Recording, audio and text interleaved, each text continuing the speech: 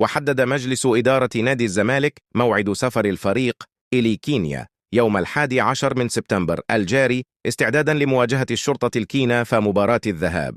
الفريق الآن في معسكر مغلق بمدينة الإسكندرية استعدادا للموسم الجديد الذي سيبدأ بمباريات الشرطة الكيني في بطولة الكونفدرالية ومباراة السوبر الإفريقي أمام النادي الأهلي. عن الموقف الحالي وحتى اللحظة، المهاجم السنغالي مباي نيانغ الذي يرتبط اسمه بالانتقال إلى نادي الزمالك الجديد في هذا الأمر.